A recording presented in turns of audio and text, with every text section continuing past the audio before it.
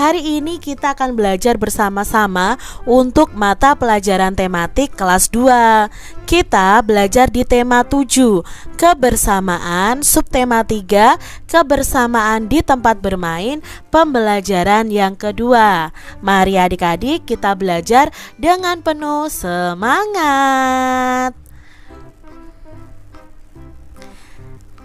Adik-adik, coba nih amati gambar berikut ini.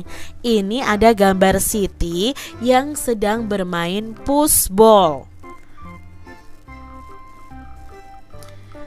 Lalu apa itu permainan pushball? Yuk kita cari tahu bersama-sama apa itu permainan pushball adik-adik. Nah, push itu dalam bahasa Inggris. Nah, bahasa Indonesianya artinya adalah mendorong atau menekan. Sedangkan ball itu artinya adalah bola. Jadi dari kata ini saja kita sudah tahu nih, arti dari pushball itu adalah mendorong bola. Nah, permainan pushball ini bisa dilakukan di dalam air adik-adik. Pushball ini juga bisa melatih kekuatan otot tangan kita.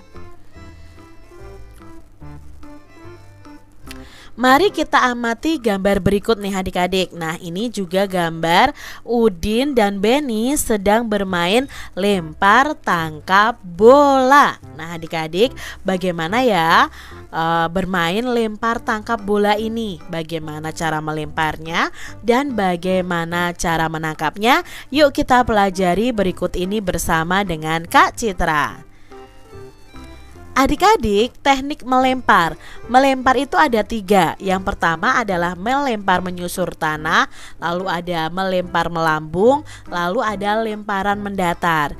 Nah, melempar menyusur tanah ini cara melakukannya adalah bola dipegang pada pangkal ruas jari tangan. Nah, posisi badan sedikit membungkuk. Lalu ayunan lengan itu belakang ke depan melalui bawah adik-adik. Lalu bola dilempar menyusur tanah ke sasaran. Ini adalah teknik melempar menyusur tanah. Lalu teknik yang kedua adalah teknik melempar bola yang mendatar. Nah, ini ya gambarnya adik-adik ya. Cara melakukannya, bola itu dipegang pada pangkal ruas jari tangan di antara jari telunjuk, jari tengah, dan jari manis. Sedangkan jari kelingking dan ibu jari ini akan mengontrol bola agar tidak jatuh. Badan condong ke belakang, ayunan lengan dari bawah ke atas, lalu bolanya itu dilempar setinggi dada ke arah sasaran. Jadi lemparannya nanti lurus seperti ini. Ini adalah melempar bola yang mendatar. Yang ketiga adalah melempar bola dengan melambung adik-adik. Nah, ini adalah contoh melempar bola dengan melambung. Ini gerakannya adik-adik ya. Pertama, bola itu dipegang pada pangkal ruas jari tangan di antara jari telunjuk, jari tengah, dan jari manis. Sedangkan jari kelingking dan ibu jarinya nanti akan mengontrol bola agar tidak jatuh ya. Badan condong ke belakang, ayunan lengan itu dari bawah ke atas, lalu lempar dengan tangan yang terkuat. Apabila melempar dengan tangan kanan, maka kaki kiri itu berada di depan. Begitu juga sebaliknya. Bola dilempar melambung, diikuti gerakan lanjutan dengan melangkahkan kaki yang dari belakang ke depan. Nah, ini ya gerakannya melempar bola melambung. Lalu teknik menangkap bolanya juga di sini ada beberapa macam. Ini kan pakai bola kecil adik-adik ya. Kalian bisa menangkap bola mendatar, lalu menangkap bola melambung, dan menangkap bola menyusur tanah. Juga bisa menangkap bola yang memantul. Nah, untuk kalian bisa berlatih dulu lempar tangkap bola menggunakan bola yang besar dulu adik-adik. Adik-adik, di sini ada cerita bermain di kolam renang. Siti dan teman-temannya bermain di kolam renang. Mereka bermain kelompok. Laki-laki membentuk kelompok, perempuannya juga membentuk kelompok. Nah, beberapa siswa itu berbeda suku, bahasa, dan agama. Semua kompak dan saling bekerja sama. Siti dan teman-temannya membagi kelompoknya dengan adil. Laki-laki dengan laki-laki, perempuan dengan perempuan. Setiap siswa mencari kawan main yang memiliki tinggi badan yang sama. Nah, ini tadi ya adik-adik ya, Siti bermain di kolam renang bersama dengan teman-temannya. Nah, adik-adik coba kelompokkan teman-temanmu nih berdasarkan tinggi badannya. Kalian bisa bertanya kepada teman-teman kalian ya, berapa sih tinggi badannya? Lalu kalian kelompokkan. Lalu di sini bagaimana sih sikapmu terhadap teman yang berbeda tinggi badan? Nah, kita kalau punya teman yang berbeda tinggi badan, mungkin lebih tinggi atau lebih rendah dari kita, ya kita tetap mau bermain bersama. Lalu tidak mengejek teman yang lebih rendah atau yang lebih pendek atau bahkan yang lebih tinggi, tidak boleh kita ejek adik-adik. Kita juga harus saling menghormati dan saling membantu. Adik-adik, di sini ada beberapa soal nih. Yuk kita kerjakan bersama dengan memberi tanda silang. Yang pertama, sikap terhadap teman yang badannya pendek adalah A. Saling mengejek, B. Saling menghormati, atau C. Saling menghina. Ya, kita harus saling menghormati. Lalu dengan kebersamaan kita akan A. Damai, B. Menderita, C. Sengsara. Ya, dengan kebersamaan kita akan damai. Yang ketiga, dengan kebersamaan di sekolah, semua siswa menjadi A. Bermalas-malasan, B. Semangat belajar, C. Tidak nyaman. Yang pastinya akan semangat belajar. Lalu yang keempat nih, kebersamaan dapat diciptakan dengan A. Saling menyayangi, B. Saling memusuhi, dan C. Saling adu domba. Ya, kebersamaan dapat diciptakan dengan saling menyayangi. Contoh sikap kebersamaan yaitu A. Bermain bersama, B. Mencuri bersama, atau C. nih berkelahi bersama adik-adik. Nah, contoh sikap kebersamaan itu ya dalam hal kebaikan, yaitu bermain bersama. Yang keenam, kebersamaan menyebabkan A. Persatuan, B. Perpecahan, atau C. Peperangan. Ya, kebersamaan itu bisa menyebabkan persatuan. Yang ketujuh adik-adik, bersatu kita teguh, bercerai kita A. Rukun, B. Kukuh, C. Runtuh. Nah, kalau kita bersatu kita akan teguh, tapi kalau kita bercerai atau terpencar ya kita akan runtuh adik-adik. Nah, itu tadi ya beberapa soal yang bisa kita jawab bersama-sama. Adik-adik, seusai bermain, Siti dan teman-temannya kembali membicarakan tentang kisah kucing dan tikus. Nah, mereka itu saling melengkapi ceritanya. Adik-adik tentunya masih ingat ya pada pembelajaran sebelumnya tentang kisah kucing dan tikus. Kemarin adik-adik telah membaca kisah tersebut. Lalu pada dongeng itu ada kalimat sapaan. Masih ingatkah kalian tentang kalimat sapaan? Yuk kita ingat-ingat kembali adik-adik. Nah, ini ya dongengnya dari si kucing dan tikus. Nah, di sini kan kucing mengajak si tikus mengajak si kucing untuk mengambil ikan asin di rumah Pak Tani. Nah, di sini tikus itu menyapa kucing itu dengan sebutan hai kucing. Nah, itu ya adik-adik ya, hai kucing itu kata sapaannya tikus kepada kucing. Nah, di sini mereka berdua itu menyebut mereka dengan kata kita. Nah, kita itu juga termasuk sebenarnya adalah kata sapaan. Adik-adik masih ingat ya ceritanya?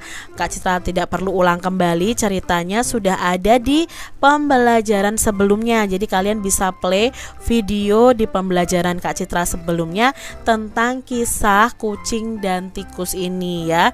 Gimana tikus ini ingkar janji ya adik-adik ya, akan memberikan ikan asin kepada kucing, malah tidak memberi ikan asinnya.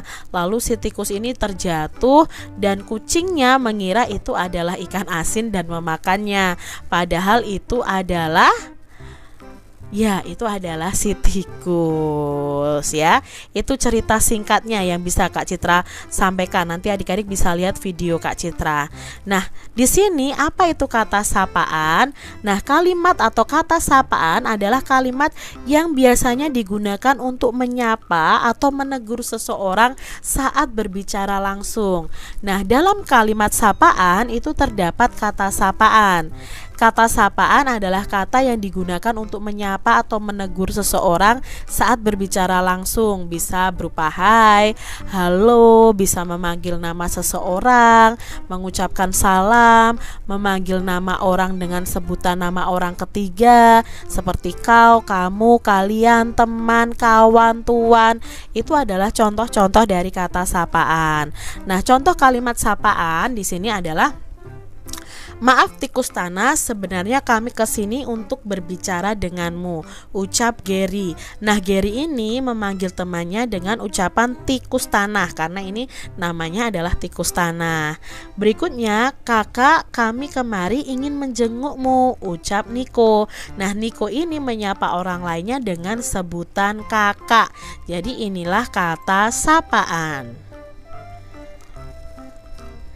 Adik-adik, kata sapaan yang digunakan kucing ketika menyapa tikus adalah, nah dari bacaan tadi, kucing menyapa tikus dengan sebutan tikus ya kan, sesuai dengan namanya ya. Dia tetap memanggil tikus. Lalu di sini kata sapaan yang digunakan tikus ketika menyapa kucing. Ya, kata sapaan yang digunakan adalah kucing. Kan tadi ya, hai kucing, itu ucapnya si tikus. Jadi si tikus itu menyapanya dengan kata kucing. Kata sapaan lain yang terdapat pada cerita tersebut adalah, nah contohnya lain adalah ada kata kita, lalu kawanku ya. Tadi ada dalam bacaan kisah kucing dan tikus. Berikutnya, tuliskan kalimat yang diucapkan tikus kepada kucing. Nah, yang diucapkan tikus kepada kucing adalah kalimat sapaan, hai kucing. Itu tadi ya adik-adik ya. Lalu di sini adik-adik, tuliskan kalimat yang diucapkan kucing kepada tikus. Lah, misalnya ya, tadi kalimatnya di mana kita bisa mendapatkan ikan asin? Misalnya seperti itu. Itu kalimat yang diucapkan kucing kepada tikus. Coba amati gambar berikut. Apa yang dilakukan Siti dan teman-temannya? Ya, ada yang bermain, ada yang membaca buku di kebun sekolah. Pernahkah kalian melakukan kegiatan seperti ini bersama dengan teman kalian? Tentunya kalian pernah bermain bersama dengan teman-teman kalian di sekolah. Bermain di kebun sekolah. Saat istirahat, Siti dan teman-temannya bermain di kebun sekolah. Di kebun sekolah terdapat tanaman obat keluarga atau toga. Siti duduk di kursi di sekitar kebun sekolah. Mereka membaca buku cerita sambil menikmati keindahan kebun. Di kebun, tampak kupu-kupu sedang terbang di antara tanaman. Dayu menyukai buku cerita binatang. Yuk kita simak dongeng Kupu-Kupu Berhati Mulia. Adik-adik penasaran tentang dongeng fabel ini? Ayo kita simak adik-adik. Dikisahkan pada suatu hari yang cerah, ada seekor semut berjalan-jalan di kebun sekolah. Ia sangat senang karena bisa berjalan-jalan melihat kebun sekolah yang sangat indah.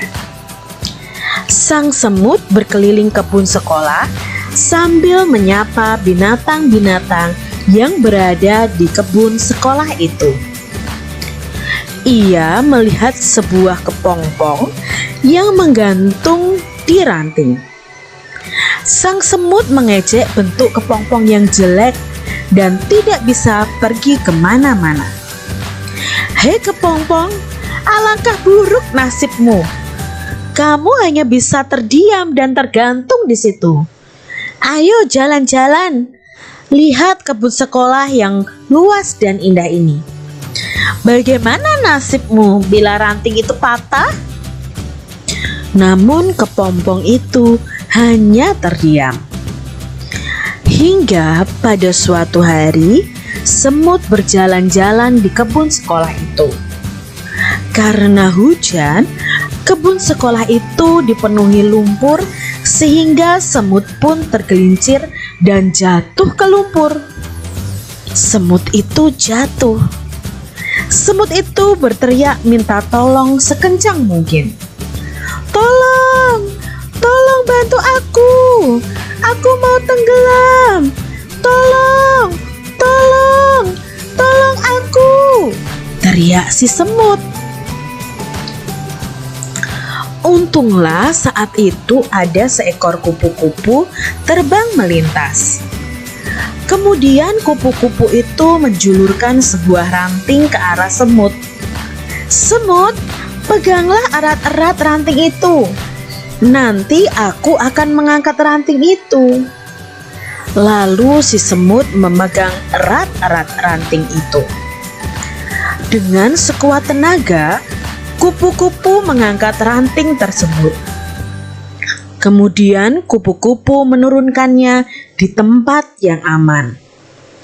Semut berterima kasih kepada kupu-kupu karena telah menolongnya. "Aku adalah kepompong yang pernah kau ejek," kata si kupu-kupu. Ternyata kepompong yang dulu diejek semut sudah menyelamatkannya. Akhirnya sang semut pun berjanji tidak akan menghina semua makhluk ciptaan Tuhan yang ada di kebun sekolah itu. Nah, ini adik-adik dongeng fabel Kupu-Kupu Berhati Mulia. Dalam dongeng ini, awalnya sebelum menjadi kupu-kupu, dia adalah seekor kepompong. Nah, kepompong ini diejek oleh si semut. Si semut ini mengejek bahwa kepompong itu jelek, tidak bisa kemana-mana. Namun pada akhirnya kepompong itu berubah menjadi seekor kupu-kupu yang cantik. Dan ketika si semut sedang berjalan-jalan di kebun sekolah, dia jatuh adik-adik. Dan dia hampir tenggelam. Lalu siapa yang menolongnya? Ya, yang menolongnya adalah seekor kupu-kupu. Dan ternyata kupu-kupu itu adalah kepompong yang diejek oleh si semut. Nah, sejak saat itu akhirnya si semut berjanji bahwa dia tidak akan menghina makhluk ciptaan Tuhan. Itu ya adik-adik ya dongengnya. Nah, sekarang kita pelajari unsur-unsur dongeng. Yang pertama ada tokoh.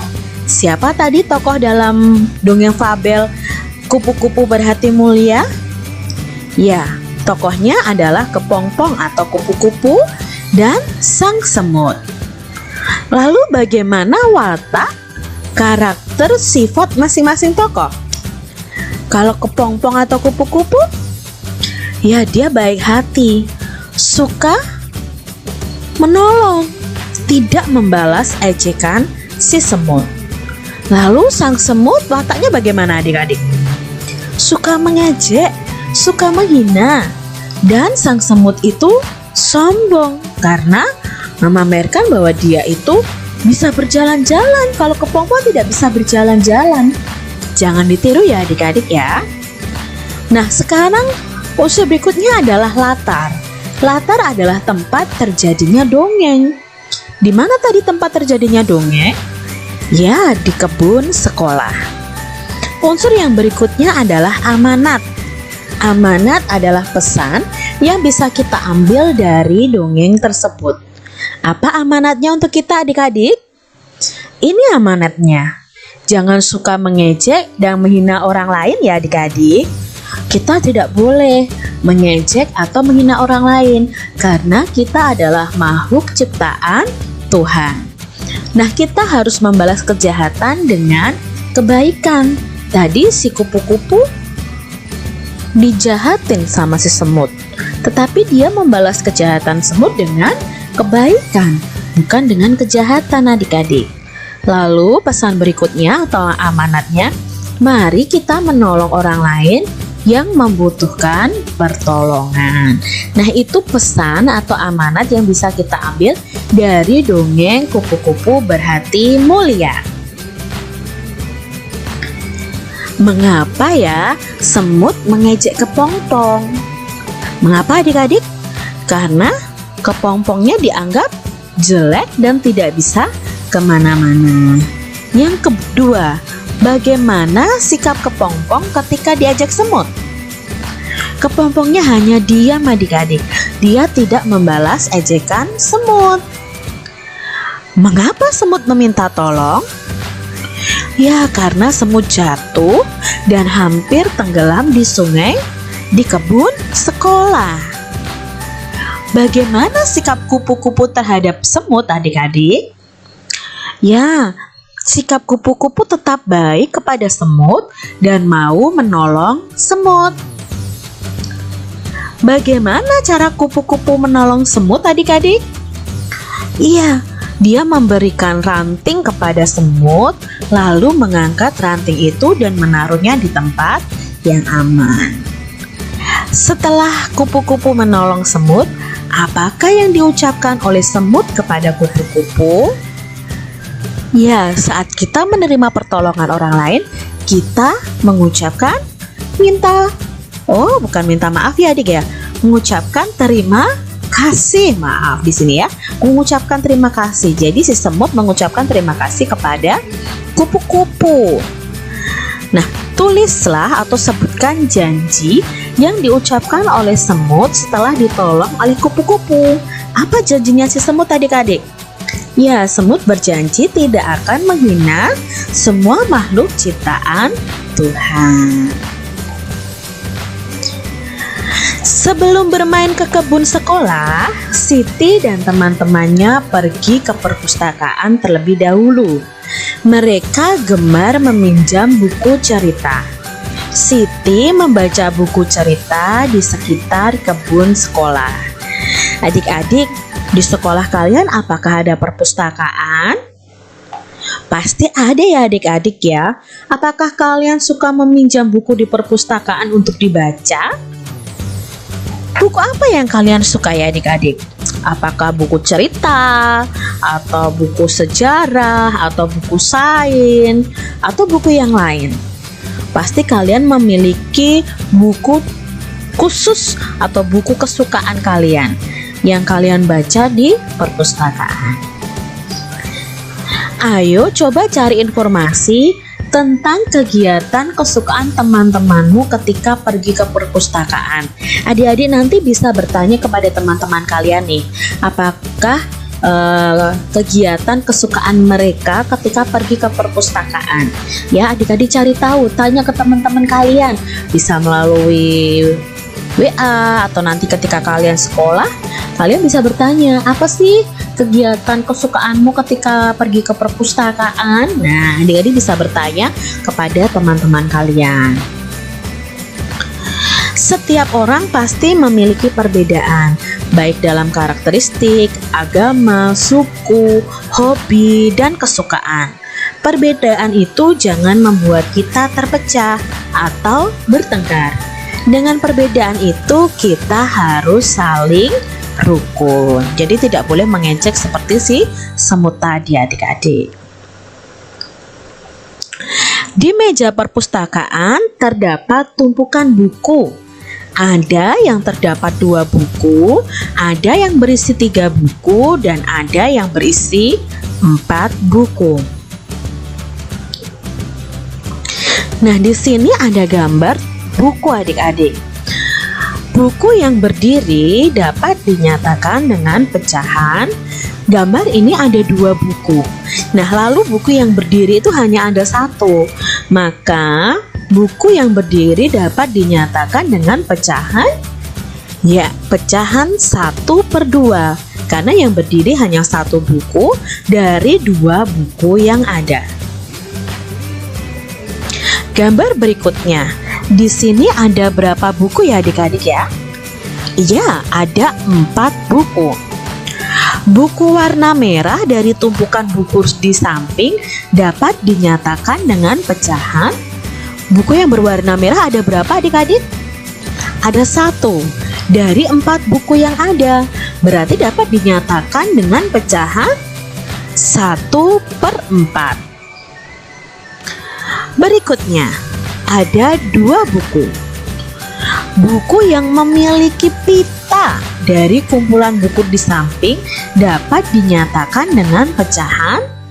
Yang memiliki pita hanya buku berwarna hijau, hanya ada 1 buku dari 2 buku yang ada, maka dapat dinyatakan dengan pecahan 1/2.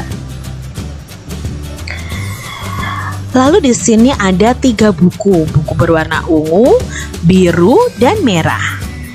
Buku yang memiliki pita dari kumpulan buku di samping dapat dinyatakan dengan pecahan.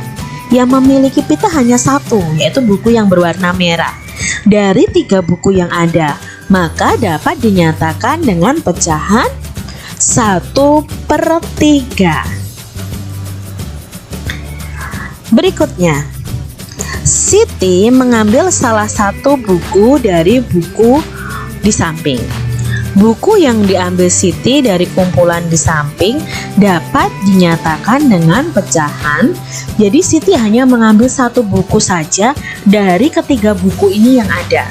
Berarti buku yang diambil Siti bisa dinyatakan dengan pecahan. Ya, pecahan 1/3. Mudah kan adik-adik? Nah, kita lanjutkan ya. Pada setiap tumpukan buku paling atas bertanda X atau silang. Pasangkanlah bilangan pecahan yang sesuai dengan pecahan yang menunjukkan banyak buku yang bertanda X pada tumpukan buku berikut ini. Nah, sekarang kita lihat adik-adik yang gambar pertama. Gambar ini adik-adik ya. Nah, ini yang tanda X atau silang hanya 1 buku dari 3 buku yang ada. Maka bisa dinyatakan dengan pecahan 1/3. Lalu gambar yang kedua, ini ada berapa tumpukan buku ya adik-adik ya? 1, 2, 3, 4, 5. Nah, yang diberi tanda X hanya 1. Seharusnya pecahannya adalah 1/5, tapi karena di sini tidak ada, maka dia tidak bisa dipasangkan. Sekarang gambar yang ketiga ada 2 buku. Hanya 1 buku yang diberi tanda silang. Berarti gambar ini dapat ditunjukkan dengan pecahan. Ya, pecahan 1/2. Gambar yang terakhir. Kita lihat nih gambar yang terakhir adik-adik. Ada berapa tumpukan buku? Ya, ada 3 tumpukan buku. Nah, buku yang diberi tanda silang atau tanda X hanya 1 dari 4 tumpukan buku yang ada. Maka dapat dinyatakan dalam pecahan 1/4. Begitu.